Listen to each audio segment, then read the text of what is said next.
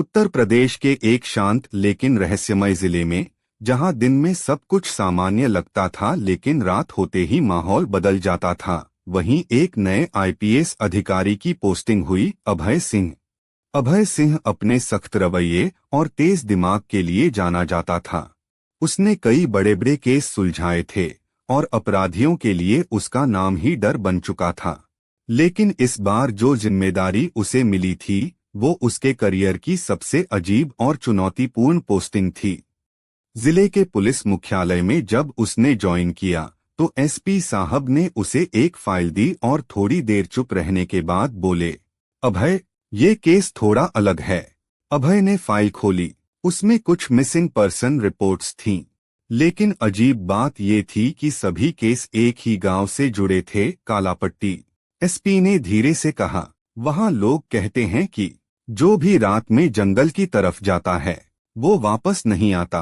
अभय हल्का सा मुस्कुराया, सर, ये 2026 है, भूत प्रेत नहीं होते।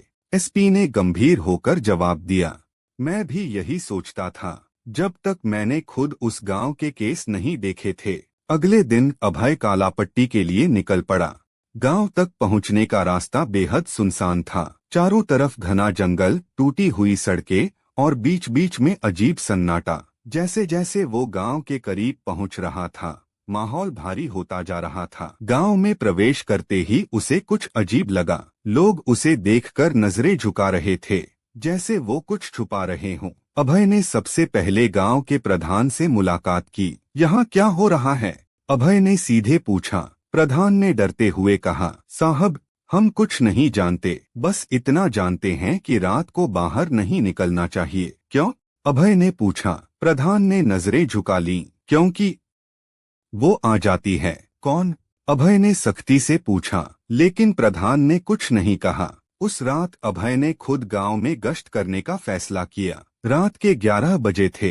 पूरा गांव सन्नाटे में डूबा हुआ था। कुत्तों तक की आवाज नहीं आ रही थी। अभय जंगल के पास पहुंचा ही था कि अचानक उसे किसी के चलने की आवाज सुनाई दी। उसने टॉर्च जलाई और जो उसने देखा उससे उसकी सांसें थम गईं। एक औरत सफेद साड़ी में धीरे धीरे जंगल की तरफ जा रही थी। उसका चेहरा साफ नहीं दिख रहा था, लेकिन उसकी चाल अजीब थी, जैसे वो जमीन को छुए बिना चल रही हो। अभय ने आवाज लगाई, रुको, कौन हो तुम? लेकिन वो नहीं रुकी। अभय तेजी से उसकी तरफ बढ़ा और अचानक वो गायब हो गई, जैसे वो कभी थी ही नहीं। अभय वहीं खड़ा रह गया। उसके दिमाग में पहली बार एक सवाल उठा, क्या ये सच में कुछ और है? उस रात वो सो नहीं पाया। अगली सुबह उसने तय कर लिया, अब इस रहस्य की तह तक जाना ही होगा। अगले दिन अभय ने पुलिस रिकॉर्ड खंगालने शुरू किए। पिछले 6 महीनों में 17 लोग गायब हो चुके थे। सभी केस एक जैसे थे,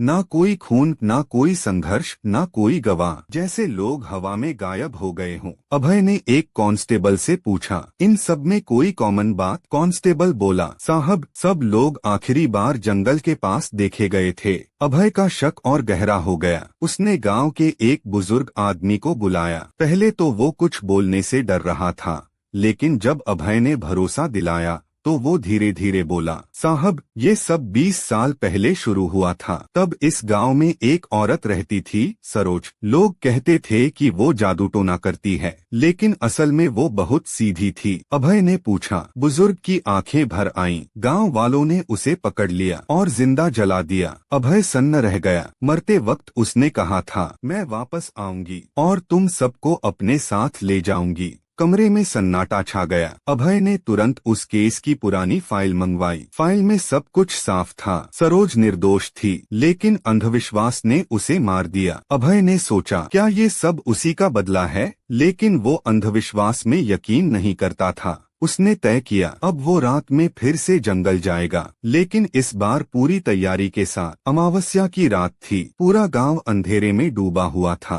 अभय अपनी टीम के साथ जंगल की तरफ बढ़ा। घड़ी ने जैसे ही 12 बजाए, हवा अचानक तेज हो गई। पेड़ जोर जोर से हिलने लगे। वो फिर दिखाई दी, वही औरत सफेद साड़ी में। इस बार उसका चेहरा साफ दिख रहा था, जला हुआ, डरावना। उसने धीरे से कहा, तुम फिर आ गए। अचानक एक पुलिस वाला चिल्लाया, साहब कोई मुझे खींच रहा है, और वो गायब हो गया। एक एक करके बाकी लोग भी गायब होने लगे। अब अभय अकेला था। उसने ध्यान से जमीन देखी, कुछ जगह मिट्टी धंसी हुई थी। उसे शक हुआ। उसने टॉर्च से देखा, नीचे एक गुप्त सुरंग थी। अभय ने बिना सोचे कूद लगा दी। सुरंग के अंदर अंधेरा था और अजीब सी बदबू। अभय धीरे धीरे आगे बढ़ा। अचानक उसे कुछ लोगों की आवाज सुनाई दी। वो आगे गया और देखा गायब हुए लोग जिंदा थे, उन्हें बंद करके रखा गया था। तभी कुछ आदमी सामने आए। अभय समझ गया ये सब किडनैपिंग रैकेट है। गांव के कुछ लोग मिलकर डर का माहौल बनाते थे और भूत का नाटक करके लोगों को गायब कर देते थे। अभय ने तुरंत सबको पकड़ लिया। केस सॉल्व हो गया। गांव में खुशी लौट आई। लेकिन कहानी यहीं खत्म नहीं होती। उस रात जब अभय गांव छोड़ रहा था, उसे फिर वही औरत दिखाई दी। इस बार उसका चेहरा शांत था। वो मुस्कुराई और बोली, धन्यवाद, अब मुझे शांति मिल गई, और धीरे धीरे हवा में गायब हो गई। अभय ने पहली बार माना, हर चीज का जवाब विज्ञान नहीं होता। कुछ रहस्य हमेशा रहस्य ही रहते हैं। सच और अंधविश्वास के बीच की रेखा बहुत पतली होती है, और कभी कभी सच उससे भी ज्यादा डरावना होता है।